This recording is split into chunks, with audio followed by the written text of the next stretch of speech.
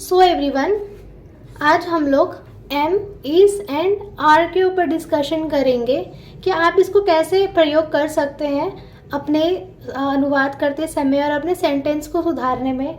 अगर आपकी भी इंग्लिश वीक है, ठीक है, तो सबसे पहले आपको उसके छोटे छोटे जो बेसिक्स नॉलेज होते हैं ना, उसके ऊपर ध्यान देना चाहिए। अगर वो आप लोग का क्लियर हो जाएंगी ना, तो वो आप उसके बाद अच्छे से अनुवाद कर सकते हैं और सेंटेंस को बना सकते हैं। क्योंकि इज, एम एंड आर का बहुत महत्वपूर्ण मोस्ट फंक्शंस होता है ना, मोस्ट यूजेस होता है आपको अनुवाद करते समय, वाक्य बनाते समय। और अगर आप इंग्लिश बोलना चाहते हैं या सीखना चाहते हैं या ट्राई भी कर रहे हैं ना, तो आपके लिए बहुत ज़्यादा हेल्पफुल हो सकता है ये वीडियो। जैसा कि हम लोग जानते हैं, एम को हिंदी में क्या करते हैं, एम, हु, इज, है, आर को हो बोलते हैं। How to use am, is and are, इसके मैं अच्छे से एक्सप्लेन करूंगी आगे। इसके बहुत सारी रूल्स होते हैं, बेसिक्स रूल्स होते हैं, कुछ छोटे से रूल्स होते हैं और अच्छे से समझते हैं इसे डिटेल्स में। आप वीडियो में बने रहे।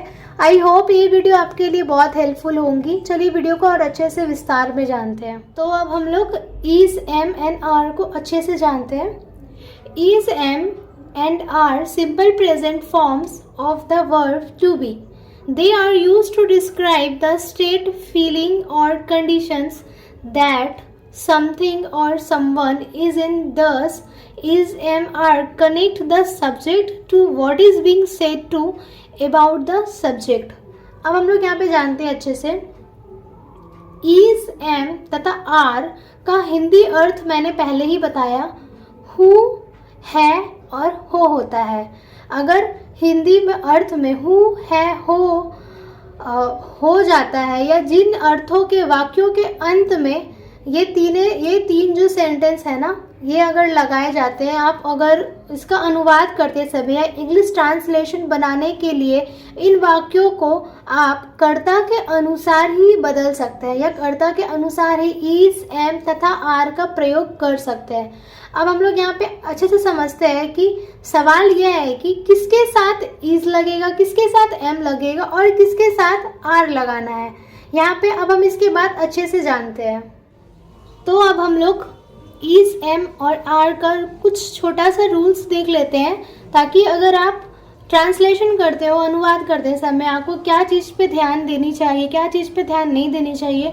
और ये रूल्स देखने के बाद में ये आपका पूरा माइंड अच्छे से क्लियर हो जाएगा इज, एम और आर के बारे में। चलिए अब हम लोग जान लेते हैं। फर्स्ट हम लोग देखते हैं, अगर सपोज फर्स्ट पर्सन हो, आई के साथ हमेशा क्या लगता है ना, एम का प्रयोग होता है। आई के साथ एम का प्रयोग होता है, आप इसे नोट कर सकते हो। सेकंड जान लेते हैं, अगर हम लोग किसी सेकंड पर्सन के ऊपर बात कर रहे हैं, लाइक उसका कैटेगरी क्या आता है, ही, शी, इट, या मान लीजिए सिंगुलर नाउन। यहाँ पे आप अच्छे से समझ लीजिएगा, अगर सिंगुलर नाउन हो तो आपको इसके साथ में क्या ऐड करना है, के साथ क्या ऐड करना है, इज। इसके साथ में इज का प्रयोग होगा। यहाँ तक क्लियर हो गए। लास्ट देख लेते हैं एक नियम, रूल्स। उसकी कैटेगरी क्या क्या है। अगर हम किसी थर्ड पर्सन या अन्य व्यक्ति के बारे में बात करेंगे तो वहाँ पे इसकी कैटेगरी क्या क्या आती है, जैसे कि we, you, they,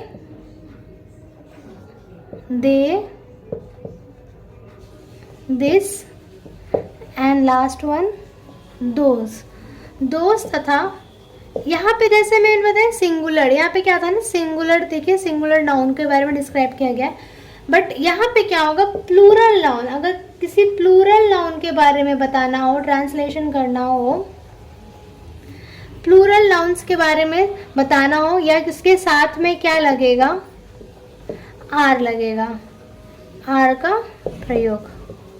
I hope यहाँ तक अच्छे से क्लियर हो गए होंगे। अगर नहीं होंगे तो चलिए मैं आप लोग को एक छोटे से चार्ट के फॉर्म में आप लोगों को समझा देती हूँ, ताकि आप अच्छे से समझ सको।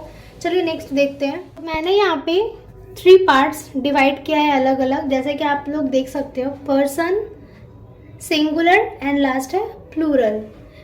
पर्सन मीन्स आपको पता ही है सिंगुलर मीन्स एक वचन, आई होप ये आपको अच्छे से पता हो, सिंगुलर एंड प्लूरल, और प्लूरल मीन्स बहुवचन।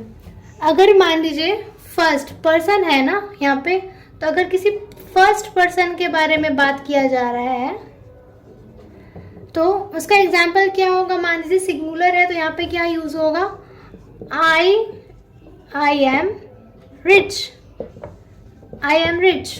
क्यों? क्योंकि ये सिंगुलर है, सिंगुलर फॉर्म में दिया गया ना, एक वचन है, इसलिए आई एम रिच। अगर हम इसे अगर प्लूरल में लिखे, प्लूरल वाक्यों के साथ में लिखे, तो इसके क्या होगा, आई की जगह क्या हो जाएगा ना, वी। थोड़ी देर पहले ही मैंने वीडियो में बताया था सेकंड पर्सन के साथ में क्या लगता है, प्लूरल हो तो अगर उसमें क्या कैटेगरी आती है, वी। तो यहाँ पे आ जाएगा we are rich, we are rich. Clear हो गया यहाँ तक? सेकंड देख लेते हैं। अगर सेकंड पर्सन हो, सेकंड पर्सन के बारे में बात किया जा रहा है, अगर ट्रांसलेशन करता हूँ तो यहाँ पे सेकंड पर्सन के बारे में क्या लगेगा, सिंगुलर में हो जाएगा you, you are rich, you are rich singular में। प्लूरल में सेम वही होगा, तुम अमीर हो। ठीक है, यहाँ पे तुम अमीर हो, प्लूरल में भी सेम ही होगा, बट उसका हिंदी अनुवाद अलग हो जाएगा, यू आर रिच ही रहेगा, बट चेंज क्या होगा हिंदी में, तुम लोग अमीर हो, प्लूरल में हो जाएगा तुम लोग अमीर हो। और यहाँ पे होगा इंग्लिश में यू आर रिच मीन्स तुम अमीर हो, तुम अमीर हो और तुम लोग अमीर हो।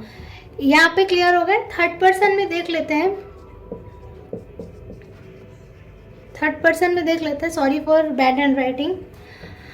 थर्ड पर्सन में देख लेते हैं, उसे कैटेगरी मैंने बताया था, ही, शी, इट, या सपोज किसी का नाम ही ले लो, राधा, राधा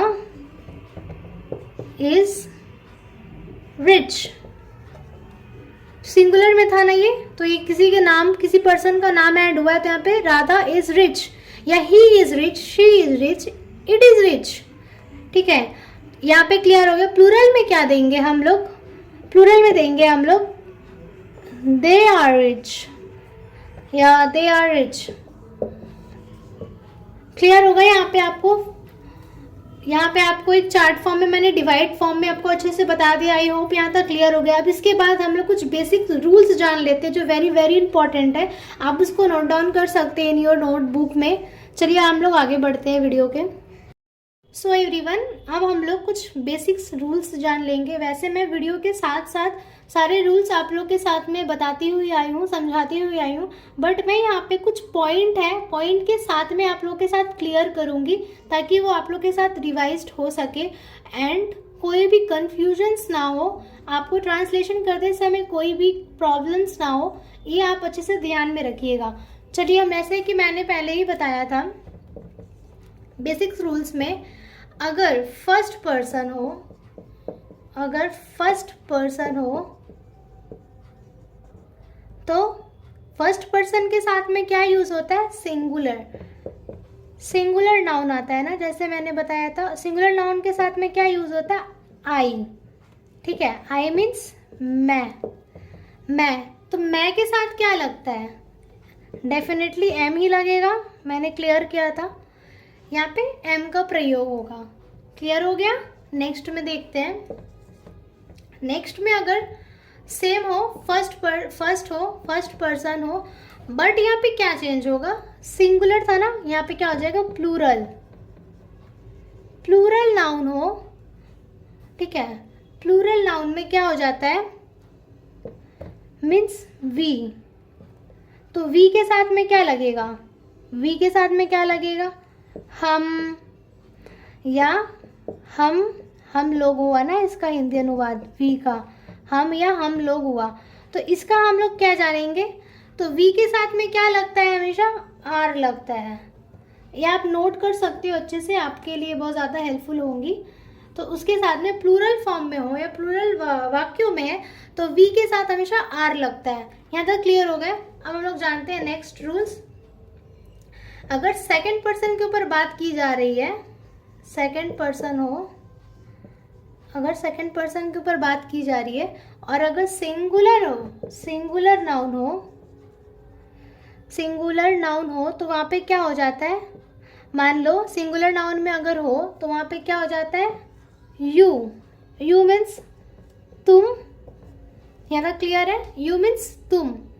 तो अगर ये प्लूरल हो, अगर ये प्लूरल हो तो ये तुम लोग हो जाएगा।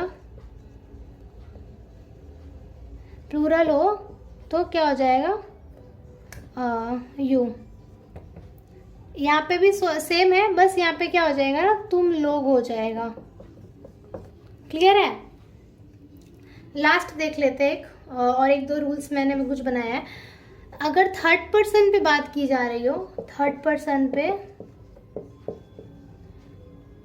अगर थर्ड पर्सन पे बात की जा रही हो और अगर सिंगुलर हो,